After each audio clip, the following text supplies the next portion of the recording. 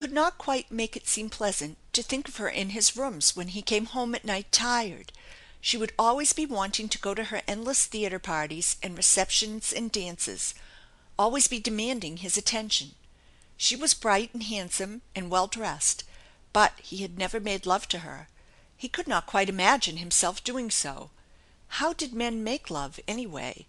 Could one call it love when it was made love?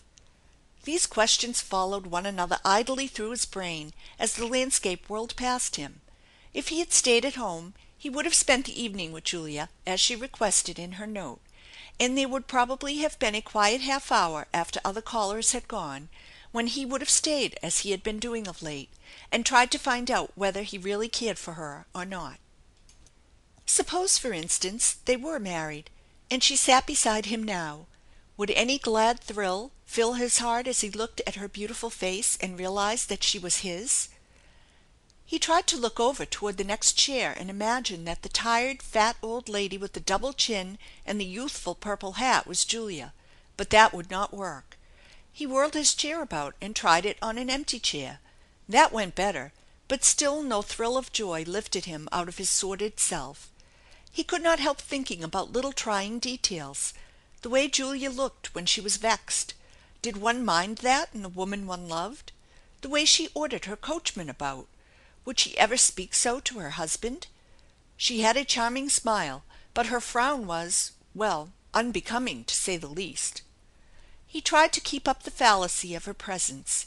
He bought a magazine that he knew she liked and read a story to her in imagination. He could easily tell how her black eyes would snap at certain phrases she disliked. He knew just what her comment would be upon the heroine's conduct. It was an old disputed point between them. He knew how she would criticize the hero, and somehow he felt himself in the hero's place every time she did it. The story had not been a success, and he felt a weariness as he laid the magazine aside at the call for dinner from the dining car. Before he had finished his luncheon he had begun to feel that though Julia might think now that she would like to marry him, the truth about it was that she would not enjoy the actual life together any better than he would. Were all marriages like that? Did people lose the glamour and just settle down to endure each other's faults and make the most of each other's pleasant side and not have anything more? Or was he getting cynical? Had he lived alone too long, as his friends sometimes told him, and so was losing the ability really to love anybody but himself? He knit his brows and got up whistling to go out and see why the train had stopped so long in this little country settlement. It was just beyond Princeton, and they were not far now from New York. It would be most annoying to be delayed so near to his destination. He was anxious to get things in train for his evening of hard work.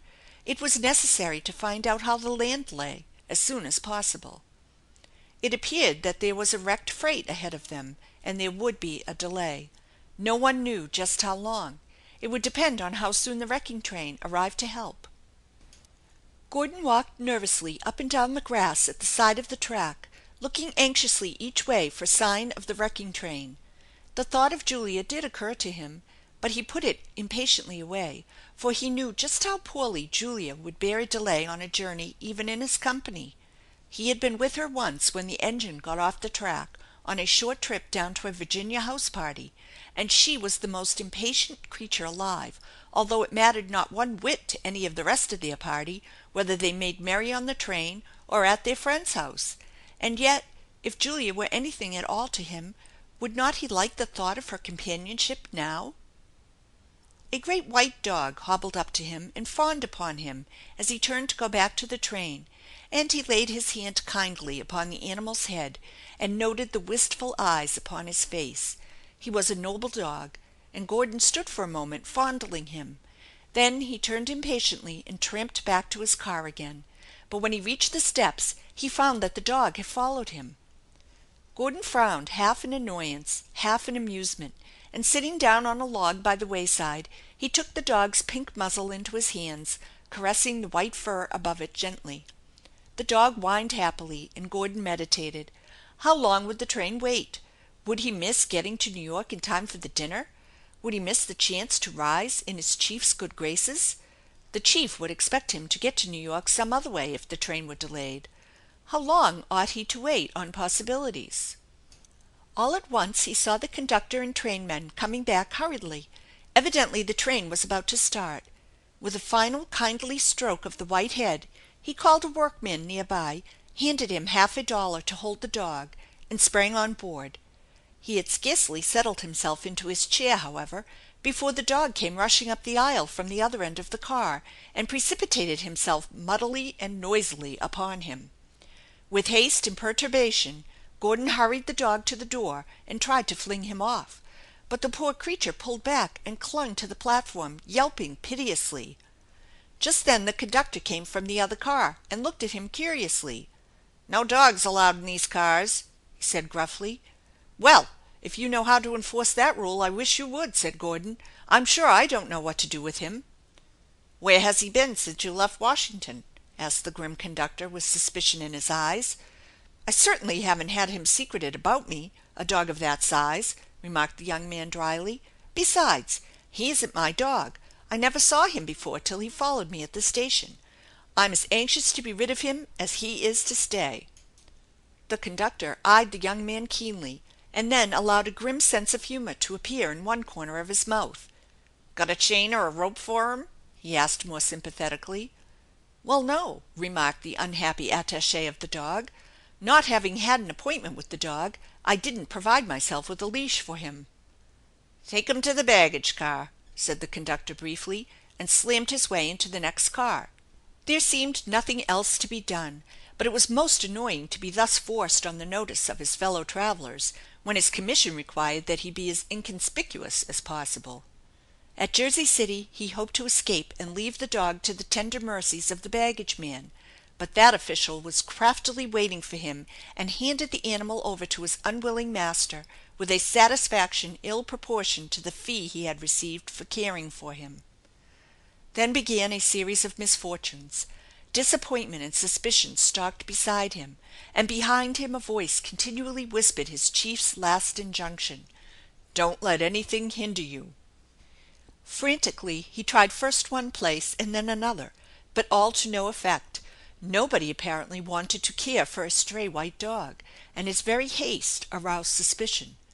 Once he came near being arrested as a dog thief. He could not get rid of that dog. Yet he must not let him follow him. Would he have to have the animal sent home to Washington as the only solution of the problem?